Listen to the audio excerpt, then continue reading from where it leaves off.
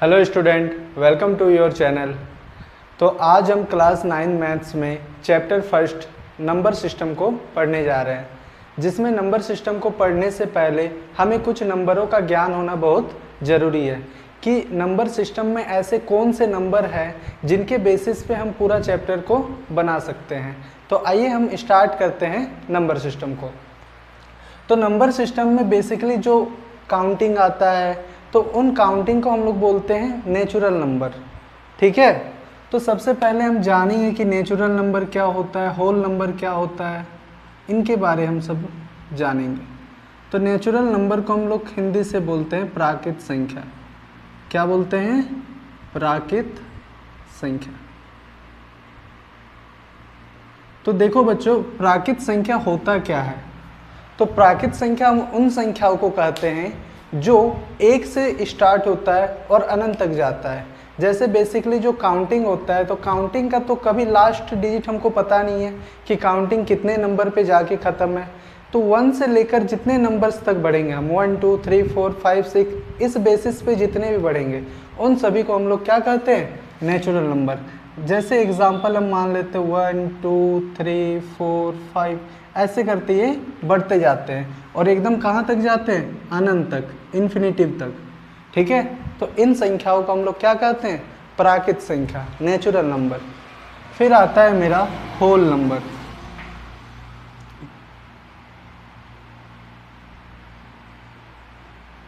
इसको हम लोग कहते हैं पूर्ण संख्या। क्या कहते हैं? पूर्ण संख्या। तो पूर्ण संख्या होता क्या है? जो संख्याएं अपने आप में पूर्ण हो। तो देखो, हम लोगों ने अभी जाना कि नेचुरल नंबर क्या होता है कि जो 1 से स्टार्ट होता है और अनंत तक जाता है। उसी तरह पूर्ण संख्या जो होता है ये 0 से स्टार्ट होता है। ठीक है, 0 से स्टार्ट होगा, बाद बाकी जितना प्राकृत संख्या है वो सभी इसमें सम्मिलित हो जाएंगी। तो 1 2 3 4 5 ऐसे करते करते ये भी कहाँ तक जाता है? अनंत तक जाता है। ठीक है, प्राकृत संख्या वो ऐसी संख्याएं जो 1 से शुरू होकर अनंत तक जाती है। पूर्ण संख्याएं में क्या बस 0 है, और 0 सहित सभी प्राकृत संख्याओं को हम लोग क्या कहते हैं? पूर्ण संख्या कहते हैं। आगे आता है मेरा सम संख्या।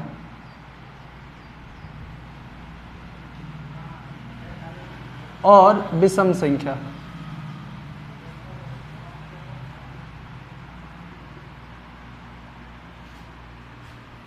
सम संख्या और विषम संख्या, even number and odd number. तो हम लोगों ने बचपन में पढ़ा होगा कि वैसे नंबर जिनको 2 से डिविजिबल किया जाए वो मेरा सम नंबर मतलब इवन नंबर होता है, और जो संख्या 2 से पूरी भाग नहीं जाता वो मेरा क्या हो जाता है? ओड नंबर हो जाता है। तो इवन नंबर मतलब सम संख्या क्या होता है कि जो संख्या 2 से पूरी क्या हो जाए? भाग चल जाए। बेसिकली 2 4 6 8 10 ऐसी संख्याओं को हम लोग क्या कहते हैं? सम संख्या कहते हैं, इवन नंबर कहते हैं। जो विषम संख्या है तो ये 2 से डिविजिबल नहीं होता है, मतलब ऐसी संख्याएं जो 2 से पूर्णतः भाग ना हो, जैसे 1 3 5 7 9, इस तरह की संख्याओं को हम लोग क्या कहते हैं? विषम संख्या कहते हैं। तो सम संख्या भी हमें पता हो गया, विषम संख्या भी। आगे हम जानेंगे पूर्णांक किसे कहते हैं। किसके बारे जानेंगे? पूर्णांक के बारे में। पूर्णांक को हम लोग कहते हैं इंटीजर। क्या कहते हैं? इंटीजर। तो देखो, पूर्णांक क्या होता है कि हम लोगों ने संख्या रेखा के बारे जाना होगा कि यहाँ बीच में क्या रहता है? 0। इधर जो संख्याएं रहती है प्लस में रहती है। किस तरह रहती है? प्लस में, और इधर माइनस में। तो जो माइनस में संख्याएं रहती है उनको हम लोग ऋणात्मक संख्या कहते हैं। क्या कहते हैं? ऋणात्मक। और जो प्लस में रहता है वो क्या होता है? धनात्मक होता है। तो ऐसी संख्याएं जो ऋणात्मक भी होती है, धनात्मक भी होती है और शून्य भी होती है, मतलब जो माइनस में भी संख्याएं रहेगी, प्लस में भी रहेगी और 0 भी रहेगी, उन संख्याओं को हम लोग क्या कहेंगे? पूर्णांक। हम परिमेय संख्या के बारे जानेंगे अब कि परिमेय संख्या होता क्या है। रेशनल नंबर, तो वैसी संख्याएं जिनको हम p/q के रूप में लिख सकते हैं। ठीक है, किस रूप में लिख सकते हैं? p/q के रूप में। जहाँ ये जो p और q है P और Q दोनों क्या है, पूर्णांक है, दोनों क्या है, पूर्णांक है।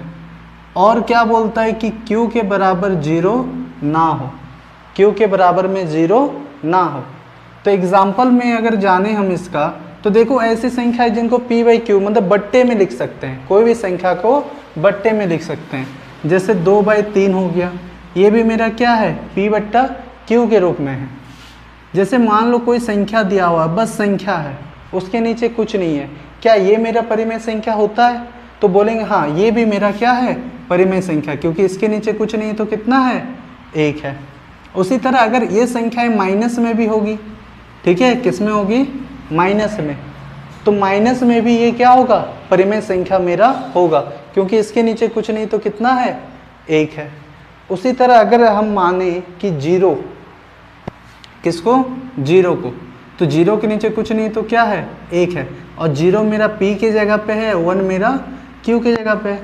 लेकिन हमको यहाँ बोला है कि Q के बराबर में 0 ना हो, तो यहाँ तो मेरा Q के बराबर में 1 है, मतलब ये मेरा क्या है, परिमेय संख्या है।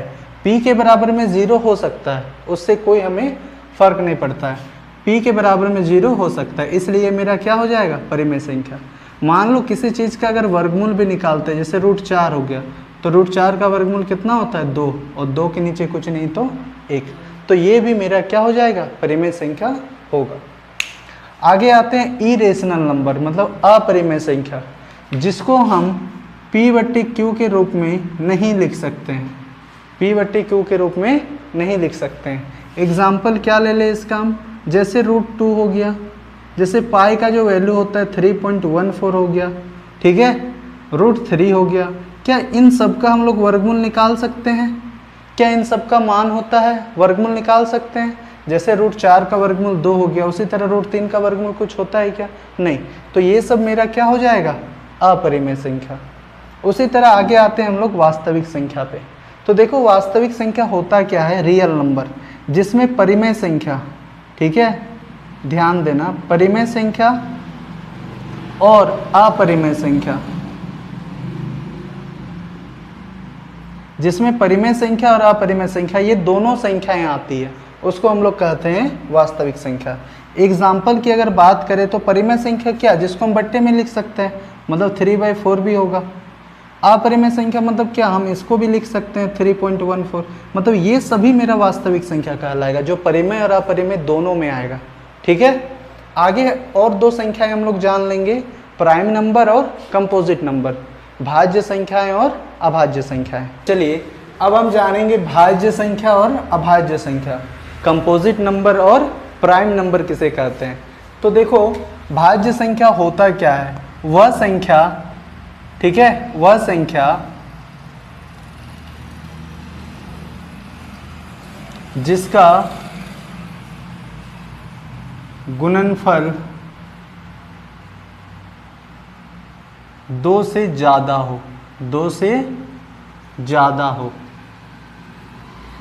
अब इसका मतलब क्या हो गया, तो देखो भाज्य संख्या होता है क्या है कि जिसका गुणनखंड या गुणनफल 2 से ज़्यादा हो, मतलब वो एक और अपने अलावा किसी और संख्या से वो भाग जाए। जैसे सबसे छोटा जो भाज्य संख्या है वो होता है 4, सबसे छोटा भाज्य संख्या क्या है, 4, क्योंकि ये 1 से भी जाता है, 2 से भी जाता है और 4 से। तो देखो इसका जो गुणनफल है वो क्या है, 2 से ज़्यादा है, तो इसलिए सबसे छोटा भाज्य संख्या कितना हो जाएगा, 4। इसके बाद कौन सा संख्या है, क्या 6 मेरा भाज्य संख्या है? तो देखो देख लेते हैं, ये 1 के टेबल में जाता है, जाता है, 2 में, हाँ, 3 में, 6 में। तो देखो इसका गुणनफल जो होता है वो क्या है, 2 से ज़्यादा है। तो ऐसी संख्याएं जिनका गुणनफल 2 से ज़्यादा होता है उसे हम लोग क्या कहते हैं, कंपोजिट नंबर, मतलब भाज्य संख्या कहते हैं। अभाज्य संख्या क्या होता है कि वह संख्या जो केवल 1 से और स्वयं से विभाजित होती है, ठीक है। वैसी संख्याएं जो 1 से और स्वयं से विभाज्य हो, जैसे सबसे छोटा अभाज्य संख्या जो होता है वो 2 होता है। कितना होता है, 2 होता है, क्योंकि 2 जो होता है बाबू, तो 2 जो है वो 1 का टेबल में और 2 का टेबल में, बस 2 ही है ना। तो देखो जो 1 से भी जा रहा है और खुद के टेबल से भी जा रहा है, तो ऐसी संख्याओं को हम लोग क्या कहते हैं, अभाज्य संख्या। जैसे मैं और एक एग्जांपल 7 ले लो, ये भी 1 से और 7 से, तो 1 से और खुद से डिवाइड हो रहा है, ठीक है। तो जो भी हम लोग को संख्या जानना था, जिसके बेसिस पे सारा क्वेश्चन बनेगा, उन सभी संख्याओं को हम लोगों ने जान लिया है। अब हम लोग प्रश्नावली 1.1 स्टार्ट करते हैं। आइए प्रश्नावली 1.1 हम स्टार्ट करते हैं, जिसमें हमारा पहला क्वेश्चन है कि क्या शून्य एक परिमेय संख्या है, क्या हम इसे p/q के रूप में लिख सकते हैं। तो हम लोगों ने परिमेय संख्या में देखा कि शून्य परिमेय संख्या है या नहीं। तो देखो जो 0 है, तो 0 के नीचे कुछ नहीं, तो कितना होता है 1, तो 0 मेरा p के फॉर्म में है और ये 1 q की जगह में, तो ये मेरा परिमेय संख्या होगा या नहीं होगा।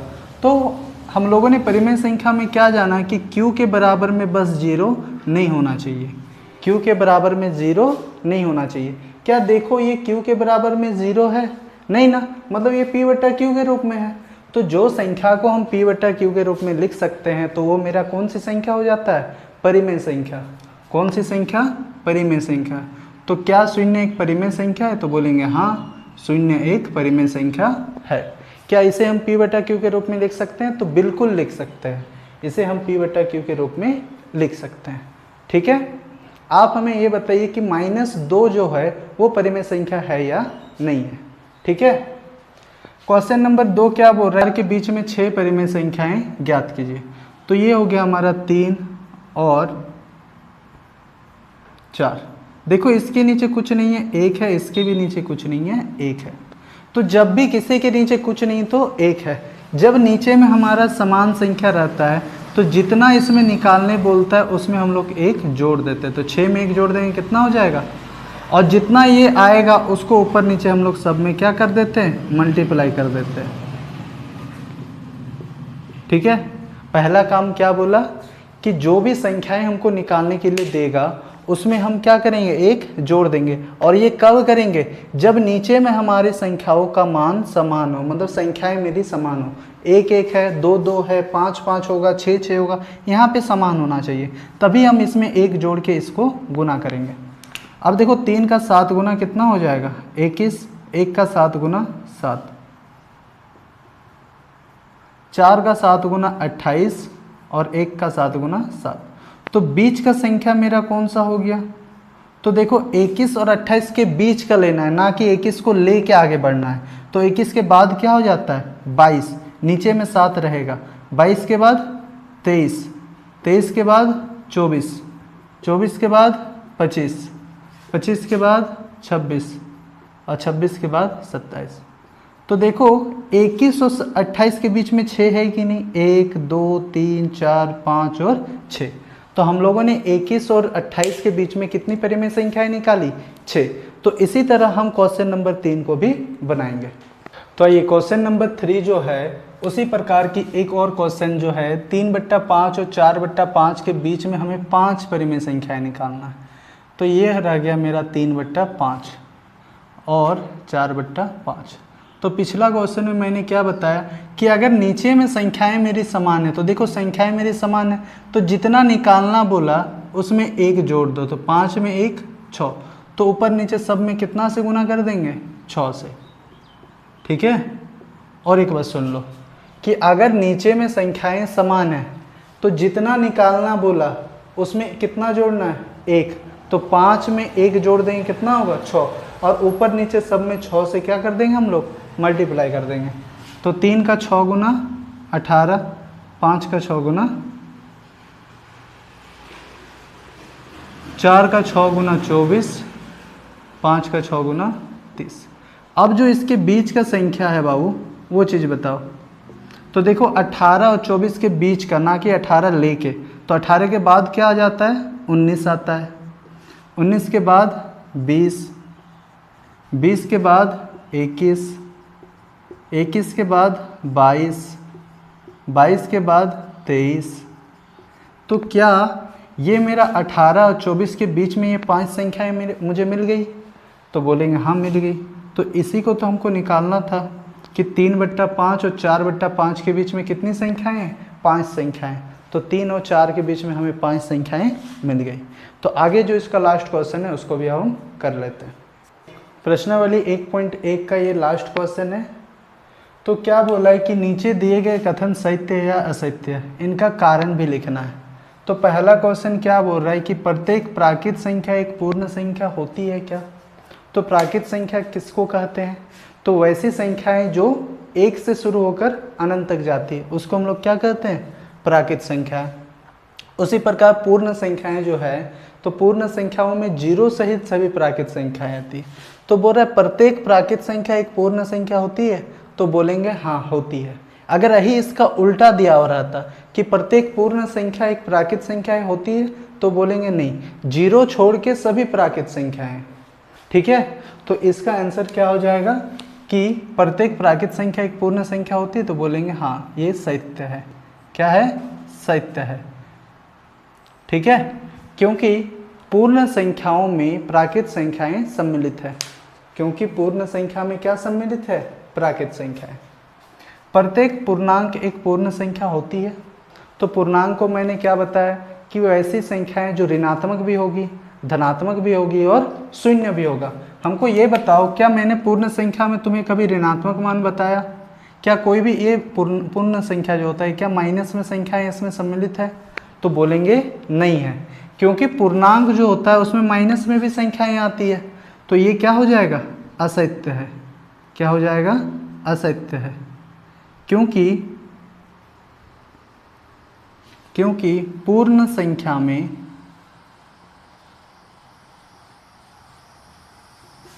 ऋणात्मक मान नहीं होता। ठीक है, ये क्या है, असत्य है। क्योंकि पूर्ण संख्या तो हम लोग जानते हैं कि 0 से लेकर अनंत तक होता है। 0 से पहले जो संख्याएं आती है वो कैसी होती है, माइनस में। इसलिए प्रत्येक पूर्णांक एक पूर्ण संख्या नहीं होगी। उसी तरह बोल रहा है प्रत्येक परिमेय संख्या क्या एक पूर्ण संख्या होती है। तो एक बात बताओ, अभी हम लोगों ने परिमेय संख्या जाना जिसको हम लोग P/Q के रूप में लिख सकते हैं, और पूर्ण संख्या जो 0 से 1, 2, 3 इस तरह ये आगे बढ़ेगी। तो क्या हम पूर्ण संख्या को P/Q के रूप में लिख सकते हैं? बोलेंगे P/Q के रूप में इसको हम लोग नहीं लिख सकते हैं, इसलिए ये भी क्या होगा, असत्य होगा। क्या होगा, असत्य है, क्योंकि प्रत्येक परिमेय संख्या एक पूर्ण संख्या नहीं होती है। ठीक है, तो 1.1 हम लोगों ने पूरा कंप्लीट कर लिया। फिर अगला क्लास हम लोग करेंगे 1.2 पे। ठीक है, तो मिलते हैं नेक्स्ट क्लास में। अगर वीडियो आपको पसंद आई होगी तो शेयर कीजिए, सब्सक्राइब कीजिए, और जिन दोस्तों को अपने बैचमेट में, ठीक है, अपने बैचेस में जो भी बच्चे पढ़ रहे हैं जो 9th में हैं, उन बच्चों को भी ये शेयर कीजिए। ठीक है, धन्यवाद।